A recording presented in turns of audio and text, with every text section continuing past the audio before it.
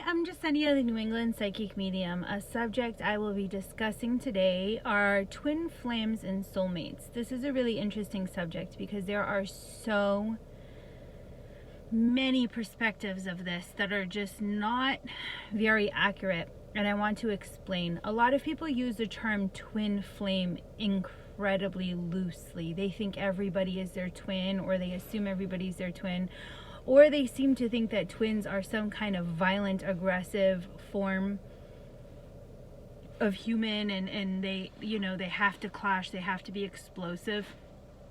And this is really interesting because it puts a lot of people in unnecessary suffering. And because of this, I have always been, a lot of people will message me in regards to their twin or their soulmate, and they aren't using the word appropriately. And so I will explain this process so that people can have a better understanding. So the first term I'm going to discuss is a dimension. A dimension is the area inside your creator. So we all have a dimension that exists within our creator, or our god or goddess or deity or whatever it is that created us. Our creator is an energetic layer to our planet or star that birthed us. So as the material accumulates in space to birth a planet or star, it comes with energetic matter and material too. Now, obviously, energy is something that is all around us all the time. And the energy that forced that piece of a star or planet through the cosmos to collide with another star or planet is what eventually accumulates or births a god or goddess. So we have an actual physical planet or star. We have all of the material it has accumulated. Then we have all the energetic mass that came with that material. Now, our creator, when it gets strong enough, will start manipulating energy on that planet to create new things. Now, this is a conscious being.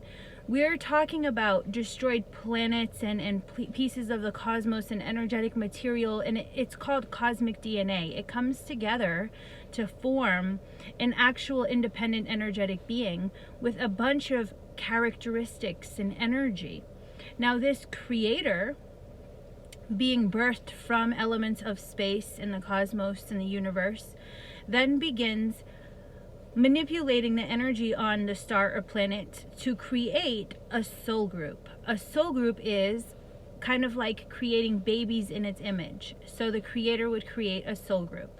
Now, the soul group is fragments of the creator. So it's kind of taking a little piece of here, a little piece of there, a little piece of there, a little piece of there. And then the soul group, as it's created, will say, well, our job is to master and merge our knowledge so that we are one with creator, right? That is their goal. They aspire to be as well-rounded as creator. So they begin sharing their information and knowledge, and they begin growing in that way. Now, a dimension is the energetic portion of it. Your dimension, we always have a home dimension, but then we have millions of other dimensions from planets or stars. Not all planets or stars are inhabitable. So sometimes we have the physical element to go on top of that, and that would be the physical body or the physical manifestation of that group of people. They are separate. Not all soul groups have physical abilities. Not all soul groups have that physical counterpart. It depends on whether or not that planet can sustain life, and not all of them can. So planets that sustain life are actually more of a rarity. Souls are drawn to planets that can sustain life because they give us more options to experience ourselves in different forms. Now, we can always energetically travel in and out of dimensions, but planets are a little bit harder to manage, because if we have physical life created here, then we have the manipulation and evolution of that physical life that comes into play. And once we started a project, we really don't like to quit on that project. So then we have the devotion feeling needed. So that's why we get a lot of different soul groups who have come to Earth, because Earth is one of those unique planets that is actually inhabitable. Therefore, we experience ourselves in a unique way, as opposed to just energetic dimensions.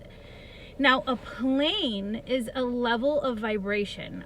We have the center and then we have vibrationary levels that go on each side. And in many ways, it's actually like a spectrum of waves and lights. So it's a vibrational spectrum. We have the lower vibrations here and the higher vibrations. And it's a place like we ascend to higher planes. We don't ascend to higher, it's not really higher dimensions. Dimensions are located on planes. So this is important because a lot of people use the words inappropriately or incorrectly. So we ascend to higher planes on the structure system here. And if we are behaving in chaos and disorder, then we would descend to lower planes. Now, the next term I want to discuss are portals. Portals are doorways or tunnels. It's like a highway system to these dimensions and realms. Now, a realm is an energetic place that has been made by souls, not by creators. So the Akashic Realm is a place created by souls needing a space to store information. This one's important because a lot of people don't really understand this, and they will use this term very loosely, and they don't really understand the difference between realm or dimension. So it's just a little bit different. And so the energy in the dimension, I guess the layers of the dimension we are talking about depend on, again, if it's inhabitable, what the creator is made out of, the bodies there, the soul group there, and how they have kind of created this area and how it's made. Now, at some point in a dimension, we have active contribution from the creator, but eventually, after it's been highly evolved and merged with other gods or planets or energies or dimensions, it would again its dimension matures, it changes, it evolves still. So even our home dimensions can evolve as they merge with others. So for example, if a creator has 3 million soul group inhabitants, and the soul group inhabitants have already experienced each other and they are now one, this dimension might say, let's go conquer another place, and they might start merging with another dimension, and then they experience each other, and then they merge, and they are now one bigger combined group of these beings that now can combine their information, their energy, their image, their knowledge. It's all very beautiful experience. Most of the time it's not an aggressive takeover. It has happened sometimes, but it is pretty rare. So I wanted to discuss that very quickly because I know I've discussed it in the congregation before, but the topic I wanted to talk about really is twin flames and soulmates. But we have to understand our soul group before we understand twin flames and soulmates. Now, soul group, like I said, are the people you were created with. They are pretty much your cosmic DNA. They are similar to you in structure, many times through gifts, and many times through behavior. It really is kind of like an astrological chart. You know, like Leos are similar. They're not all the same, but they are similar.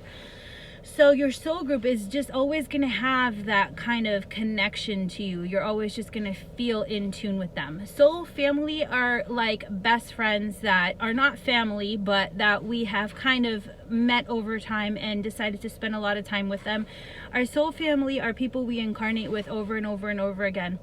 And it doesn't have to be part of our soul group. Many times we incarnate with people of different soul groups because the whole point is to experience other soul groups and other connections. So many times we'll come in and we incarnate with our soul family, and it's usually a pretty good mixture of and a pretty good variety of multiple soul groups.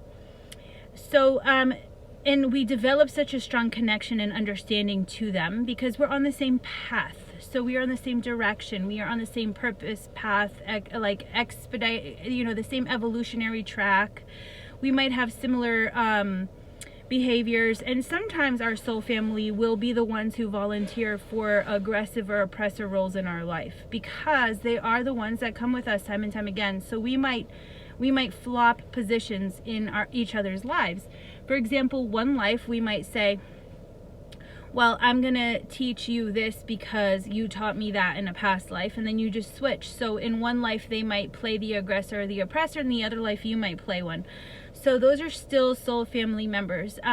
Now, what categorizes a soul family are people, like I said, who incarnate time and time and time again. They have a very strong connection. Our soulmates are a part of our soul family structure, meaning that these are people who truly understand us in our physical incarnations and have spent a lot of physical lives with us. So many times our soulmates are people who spark incredible passion in us, because if we've had multiple relationships with them that have been incredibly passionate, then we're going to remember that. Part of our energy will always remember that. And our physical experience of love mixed with our spiritual experience, so our soul coming together with our physical plane over multiple lives, and all of those memories would create this huge charge, and it feels like sparks. It really does. It feels like huge sexual tension. It can be really stressful for both people involved if they aren't supposed to be in a relationship in this life, and it can be very hard to keep them separated, but it usually never works out. And the reason being is because those are soul family or soulmates, and usually our lesson with a soul family or soulmate member is a temporary lesson. It's not something we're made to have. It's usually like, I'm teaching you, you're teaching me, and then we move on. And that's the way it's always been in all of our lives. And that's why we incarnate so many times together, because we're teaching each other lessons and then walking away from those lessons. Now, a twin flame. I want to note, not all soul groups have twin flames. It is a unique aspect of the majority of soul groups, but it is not something that happens to every soul group. And the way that it's explained to me is, at higher self, we have two souls, and these higher souls, so our higher souls run our master lives, all of our lives at the same time, and it's really somebody who can balance you. So it's somebody who can be everything you need, and has been everything you need, not everything you want. This is so absolutely different than what most people assume, because when they go into a relationship, they expect people to be everything they want. And when you have a twin flame relationship, they are always what you need. So many times when we meet our twin flame, we're just like, I would never date somebody like you. And the reason is because we are still unhealed. We are still not in full balance. We are still not fully actualized. So this person is here to complement us. And so many times in a twin flame relationship, so there's a lot that goes into this. When you first meet a twin flame, you usually would only meet a twin flame when you are centered enough to be open and understanding to the opposite of you. So what this means is, if we are way over here and we are super angry, ridiculous people, and we're having a hard time healing and we fight everybody, then we likely aren't going to match with somebody who's way over here and super nice and kind and loves everybody. There would be a huge polar opposite, and it would be too opposite in a way that it would pull us apart. So a twin flame is always going to be your opposite. So at this point in time, they are the opposite of you, and you guys are just too opposite to even be pulled together. Now, if you're looking for your twin flame in this kind of situation, this person right here would have to come into their center. They would have to learn to be a little bit more patient, a little bit more understanding, a little bit more healing, a little bit more open, and then their twin flame naturally gets drawn closer. Their twin flame naturally finds balance. You know, how can I be grounded? How can I be realistic? How can I come into center? How can I be more responsible? And then you meet in the center. Now, this can be a very hard situation for most twin flames, because most of the time, the way a twin flame relationship works is, if you need more attention, they're going to show you that you have to create that attention on your own. So if you pull away, because let me give you a better example, a common example. Let me see. Twin flames. Okay, I guess we could talk about like household examples. Let's say, so we have twin flames in a household, and we could have a parent who is really aggressive, really overbearing, takes over a lot of the household chores, takes over a lot of the household responsibilities because they're kind of obsessed with their children and they never want to let go of any of that responsibility. Your twin flame has to react in that opposite. So in a way, they have to pull away. They have no choice. It is just the natural balance of their energy. So then you get so far in these two polarities that this person says you're never a part of this family, you're so detached, and this person says you never let me, you're so controlling, and they keep separating, they keep pulling away.